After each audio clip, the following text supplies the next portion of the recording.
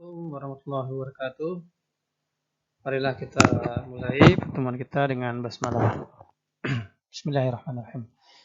Alhamdulillah wassalatu wassalamu ala Rasulillah wa ala alihi wa sahbihi wa mawala amma ba'du.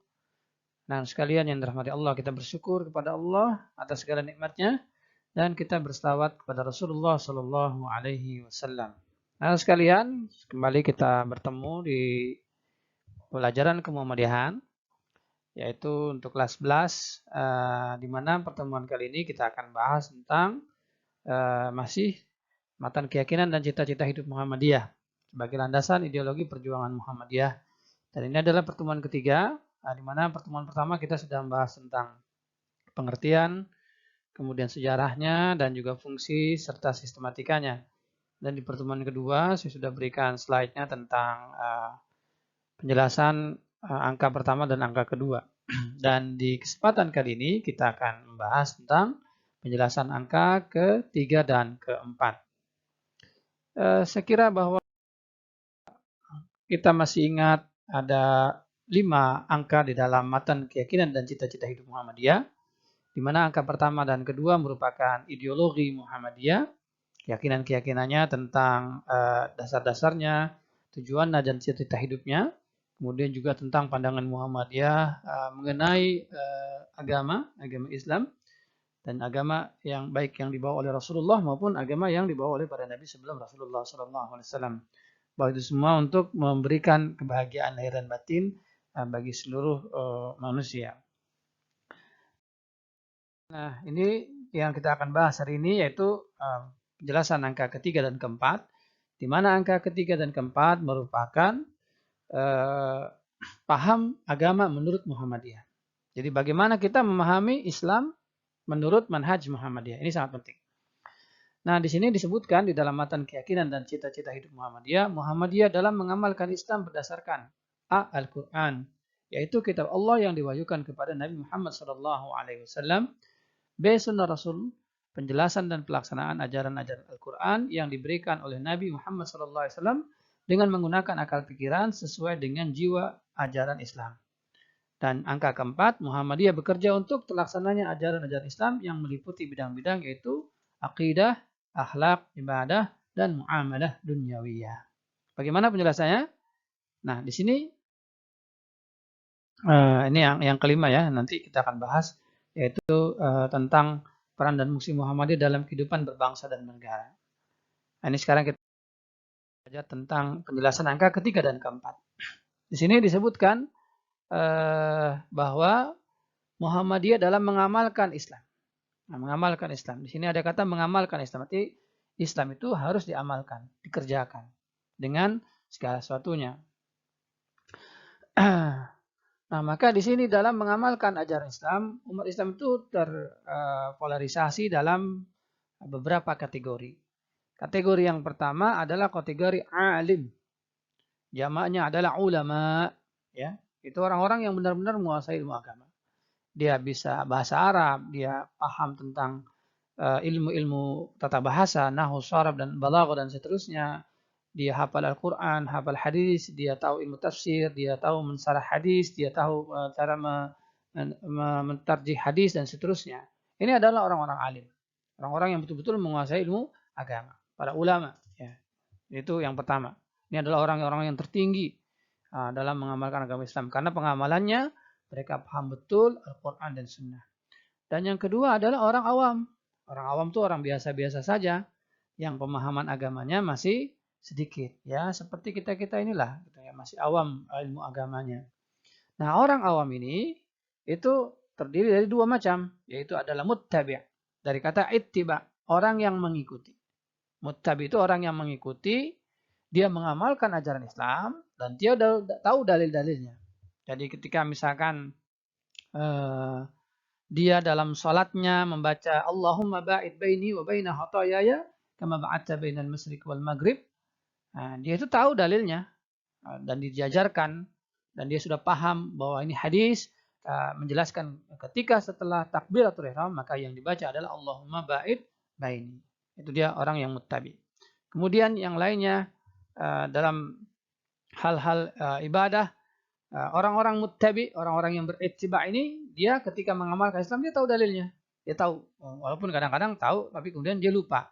Tapi dia sudah belajar, sudah tahu bahwa ini dalilnya, hadisnya seperti ini, penjelasannya seperti ini. Lalu kemudian yang kedua, orang awam itu selain muttabi, dia ada muqallid. Orang muqallid itu taklid, orang yang mengikut saja. Ya, kalau di dalam bahasa lainnya seperti burung beo. Nah, burung beo itu kalau dia bisa mengucapkan kalimat-kalimat yang diucapkan oleh manusia, tetapi dia tidak mengerti dan dia nggak tahu kapan dia pergunakan, kapan kemudian dalilnya apa dan seterusnya, dia tidak tahu. Kadang kita melihat ada burung beo mengucapkan Assalamualaikum, bisa begitu, tapi dia nggak tahu dalilnya, dia nggak tahu kapan mengucapkan salam, bagaimana cara mengucapkan salam dan seterusnya. Ini adalah muqallid, orang yang ikut-ikutan dalam mengamalkan ajaran Islam. Dia tidak tahu dalilnya. Ada orang begini, dia begini. Ada orang begitu, dia begitu. Dia ngikut-ngikut aja. Ketika ditanya, kenapa kamu mengamalkan ibadah seperti ini? Kemudian dia menjawab, ya saya mengikutin guru saya, Pak. Dalilnya apa? Ya saya nggak tahu. Pokoknya guru saya begitu, ya saya seperti itu. Itu adalah orang-orang yang muqallid. Nah, Muhammadiyah itu mengajak kita untuk menjadi orang yang alim. Makanya diajarkan di pelajaran kemuhammadiyahan tentang ilmu-ilmu agama, kemudian juga tahsin, tahfidz dan seterusnya. Paling tidak kita menjadi orang awam yang muttabi'. Orang awam yang pemahamannya masih sedikit tapi kita mengamalkan Islam itu tahu dalilnya. Gitu. Jangan jadi orang-orang yang mukallid, orang-orang yang hanya ikutan, itu tidak boleh. Nah, Muhammadiyah itu mengajak kita menjadi paling tidak adalah orang awam yang muttabi', orang yang mengikuti dan tahu dalilnya. Lalu kemudian yang ketiga, dalam mengamalkan Islam ini berdasarkan kepada Al-Quran dan Sunnah. Yaitu Al-Quran adalah firman Allah yang diwahyukan kepada Nabi Muhammad SAW. Itu adalah Al-Quran itu firman Allah. Kalamullah. Perkataan-perkataan Allah yang diwahyukan kepada Nabi Muhammad SAW melalui malaikat Jibril. Kemudian diturunkan secara berangsur-angsur selama 22 tahun. Lebih ya, hampir 23 tahun. Lalu kemudian Al-Quran itu terdiri dari 30 juz ya. Ada 114 ayat. Lalu kemudian ada 6.236 ayat. Ya, kalau ada yang bilang bahwa Al-Quran itu terdiri dari 6.666 ayat, itu salah. Ya, coba kamu buktikan, kamu hitung pakai Excel ya, berapa jumlah ayat Al-Quran. Jangan tanya Mbah Google, dihitunglah. Gitu. Dihitung dari surah Al-Fatihah 7 ayat, Al-Baqarah 286 ayat sampai surah An-Nas, dijumlahkan. Itu jumlahnya 6.236 ayat, bukan 6.666 ayat. Kalau 6.666 ayat itu lebihnya banyak sekali. Kita menambahkan satu ayat saja tidak boleh. Jangankan menambahkan satu ayat. Menambahkan titik saja dari huruf H menjadi huruf Jim, jadi huruf Kha, itu nggak boleh. Haram, itu nggak boleh ya menambahkan. Apalagi menambahkan ayat. Nah, seperti orang-orang yang membuat Al-Quran palsu. Nah, sekarang ini kita harus perhatikan dan menjaga diri kita baik-baik. Jangan sampai kemudian Al-Quran yang kita baca itu adalah Al-Quran yang palsu. Maka kemudian Al-Quran itu dijaga oleh Allah dan dijaga oleh umat Islam dengan cara menghafalnya. Maka di sekolah kita wajib kalau mau ngambil ijazah harus sudah hafal minimal 2 juz. Kalau lebih alhamdulillah. Apalagi kamu jadi hafiz dan hafizah, Masya Allah. Itu kamu adalah orang yang menjaga Al-Quran dan dijaga dari Rasulullah. Dan Al-Quran itu adalah mutawatir yang diriwayatkan oleh banyak orang. Dari sejak zaman Nabi Muhammad SAW, itu para sahabat menghafal. Ya, menghafal, kemudian para sahabat menghafal, para tabi'in menghafal, sampai kepada kita. Ribuan orang, bahkan jutaan orang menghafal Al-Quran dan menjaganya itu. Ya, menjaganya itu. Maka kita harus juga bisa menghafal ayat-ayat suci Al-Quran. Nah itu. Kemudian yang kedua, selain Al-Quran, bagi Muhammadiyah sumber ajaran Islam itu adalah hadis dan sunnah. Apa itu hadis? Penjelasan dan penjabaran Al-Quran. Karena banyak ayat-ayat Quran yang bersifat mujmal, global. Ya, contoh misalkan, aqimus shalah, dirikanlah sholat. Itu perintah sholat aja. Bagaimana cara sholatnya? Dijabarkan dan dijelaskan oleh Rasulullah SAW dalam hadisnya menggunakan akal pikiran yang sesuai dengan semangat Islam. Begitu. Maka hadis itu adalah menjelaskan. Ketika Allah dalam Al-Quran menjelaskan aqimus shalah, dirikanlah salat, maka kemudian Rasulullah menyebutkan sallu kama ra'aitumuni usolli, salatlah kalian sebagaimana aku salat. Gitu. Nah, kita ini tidak pernah melihat Rasulullah salat. Bagaimana kemudian kita baca hadis-hadis tentang bagaimana kaifiat, tata cara, gerakan, dan ucapan-ucapan Rasulullah ketika melaksanakan salat. Gitu. Itu penjelasan. Dan itu sudah final penjelasan Al-Quran oleh Rasulullah, itu sudah final. Sudah tidak ada lagi tambahan-tambahan. Karena kalau kita mengatakan bahwa ada penjelasan-penjelasan yang tidak sesuai dengan Al-Quran, yang bukan disampaikan oleh Rasulullah, itu sama saja kita mengatakan bahwa Rasulullah kitman, dia menahan menyampaikan ajaran yang Allah harus sampaikan kepada manusia. Nah, sungguh ketika Rasulullah wafat, seluruh apa yang harus disampaikan Rasulullah kepada kita sudah disampaikan oleh Rasulullah Shallallahu Alaihi Wasallam. Nah, anak sekalian, itulah sumber ajaran Islam menurut Muhammadiyah, itu Al-Quran dan As-Sunnah. Tidak bisa Al-Quran saja. Karena Al-Quran itu banyak bersifat mujmal, bersifat global. Maka dijelaskan, dirinci oleh hadis-hadis Rasulullah Shallallahu Alaihi Wasallam. Nah, para jamaah sekalian, para jamaah ada tuh anak-anak sekalian. Nah, di dalam menjelaskan Al-Quran ini, Rasulullah SAW menggunakan akal pikiran. Maka kita yang diberikan oleh Allah, akal ini harus kita manfaatkan dengan sebaik-baiknya. Apa fungsi daripada akal? Yang pertama adalah membuktikan kebenaran Al-Quran. Di Al-Quran itu pasti benar. Dari ayat pertama sampai dengan ayat terakhir. Itu semuanya adalah benar. Tapi kita punya akal untuk membuktikan kebenaran Al-Quran itu. Ya, maka anak-anak yang IPA itu bisa membaca ayat-ayat Quran, lalu kemudian membuktikan kebenaran firman-firman Allah di dalam kehidupan kita. Demikian juga anak-anak IPS tentang sosial, tentang sejarah di masa lalu. Itu bisa kita buktikan bahwa Al-Quran adalah benar. Tetapi kemudian membuktikannya itu adalah kita menggunakan akal pikiran. Maka banyak orang-orang di Arab, di Barat ya, yang kemudian mereka masuk Islam apa? Setelah membuktikan kebenaran Al-Quran dengan akal mereka. Mereka adalah orang-orang yang berintelektualitas, mengedepankan akal rasional.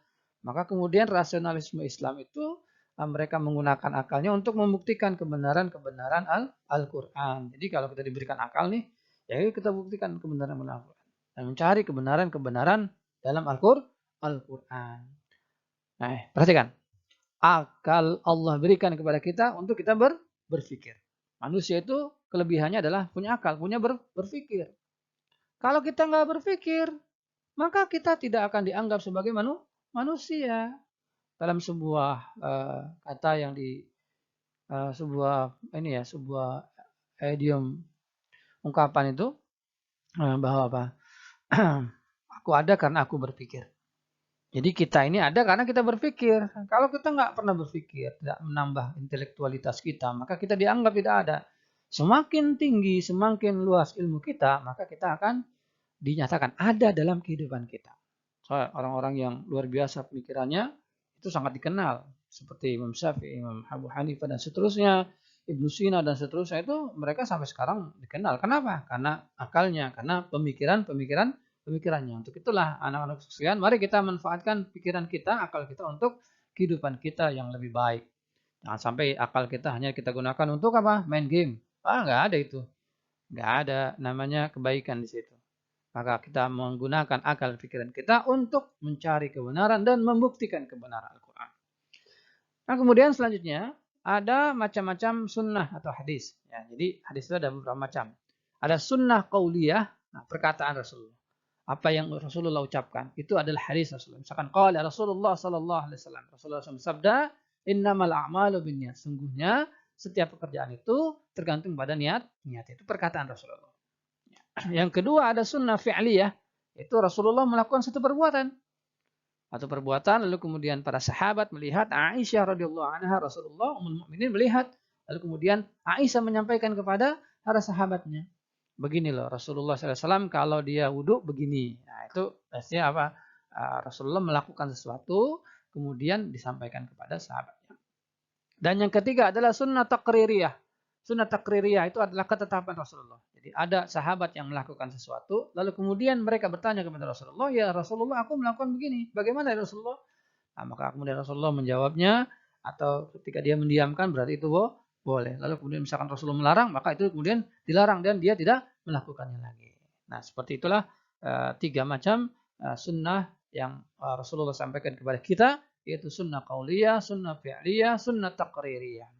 Nah, anak sekalian, yang berikutnya adalah angka keempat, bahwa Muhammadiyah bekerja untuk terlaksananya ajaran-ajaran Islam yang meliputi bidang-bidang akidah, akhlak, ibadah, dan muamalah duniawi.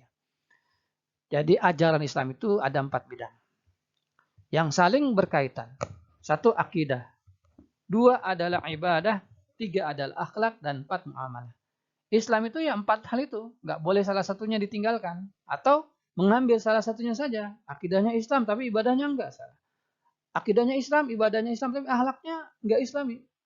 Itu juga salah. Akidahnya, ibadahnya, akhlaknya Islam tapi muamalahnya enggak benar, itu juga bukan Islam. Maka Islam itu meliputi 4 bidang ajaran ini.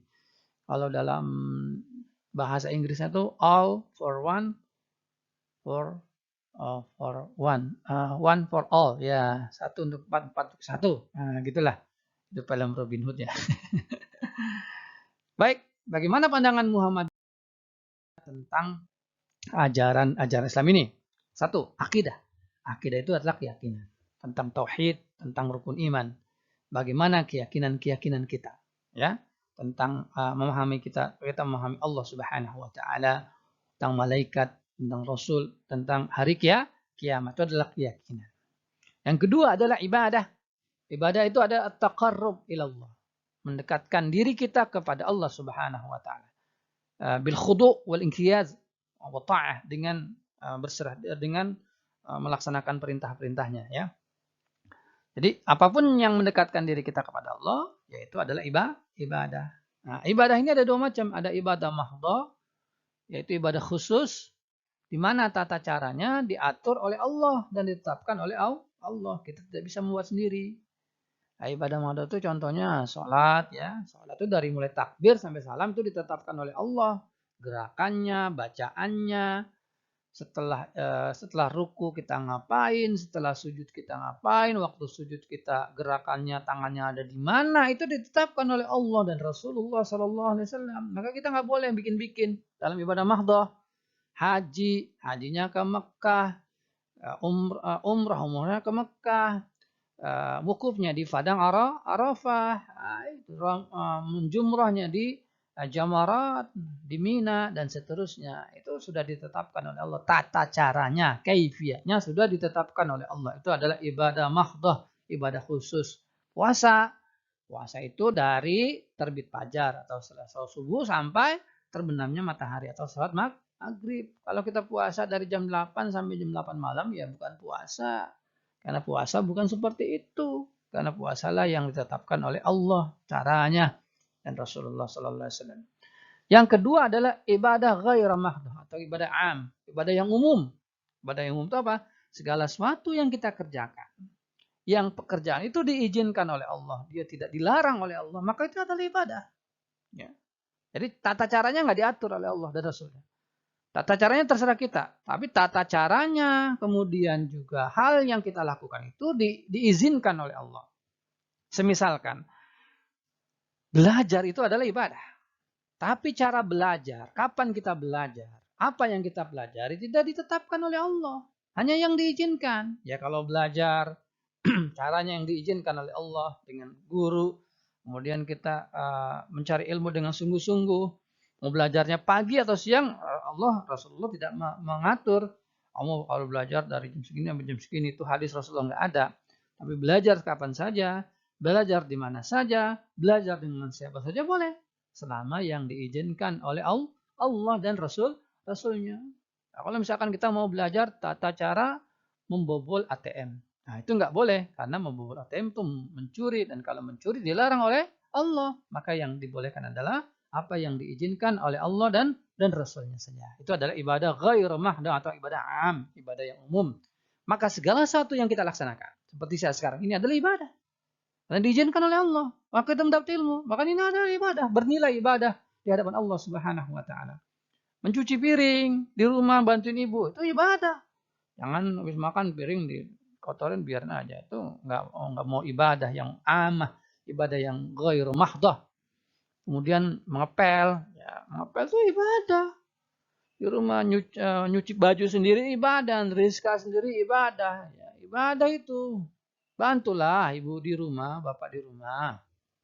Dan niatkan sebagai ibadah. Maka apa? Gelas piring bersih, baju bersih, ya orang tua senang, Allah berikan pahala buat kita. Masya Allah, itu luar biasa. Luar biasa itu ibadah ghairah mahdah, ibadah am, ibadah yang diizinkan oleh Allah Subhanahu wa taala. Yang ketiga adalah akhlak atau moral, karakter, kebiasaan, ya. Kebiasaan kita sehari-hari. Kemudian yang keempat adalah muamalah, hubungan kemasyarakatan. Bagaimana hubungan kita dalam masyarakat. Nah, pandangan-pandangan Muhammadiyah tentang akidah, ibadah, akhlak, dan muamalah seperti ini. Satu, akidah.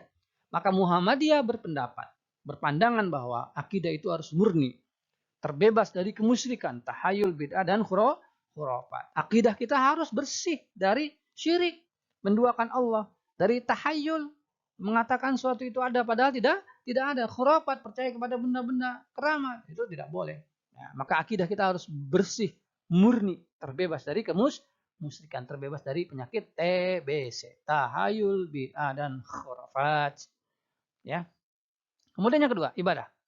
Ibadah itu mengikuti Rasulullah dan tidak ditambahkan maupun kurangi. Yang Rasulullah ajarkan A ya kita A, yang Rasulullah B ya B. Tidak boleh ditambah dengan A dan B. Misalkan kalau kita sholat, dalam sholat kita ketika tahiyat awal maupun tahiyat akhir kita membaca salawat. Maka bacaan salawat yang diajarkan Rasulullah, Allahumma salli ala Muhammad. Kata-kata Sayyidina. Ini dalam pandangan Muhammadiyah. Karena Rasulullah dalam mengajarkan kita kepada dalam salat-salatnya itu hadis-hadis yang sahih, hadis-hadis yang betul-betul dari Rasulullah adalah tidak menambahkan kata Sayyidina, gitu ya. Itu dalam pandangan Muhammadiyah. Hadis-hadisnya memang seperti itu. Kemudian akhlak, ya, mencontoh Rasulullah. Akhlak kita kepada orang tua, akhlak kita kepada ibu, kepada ayah, kepada adik, akhlak dalam bertamu, semua akhlak mencontoh kepada Rasulullah Shallallahu Alaihi Wasallam. Dan yang ketiga adalah muamalah, ya, yang keempat adalah muamalah, bahwa apapun yang kita lakukan dalam kehidupan masyarakat, bermasyarakat kita itu adalah menjadi tujuannya adalah ibadah kepada Allah Subhanahu wa Ta'ala. Demikian. Terima kasih. Tetap semangat untuk belajar di rumah bersama saya, Ali Wartanata, di pelajaran kemuhammadiyan. Assalamualaikum warahmatullahi wabarakatuh.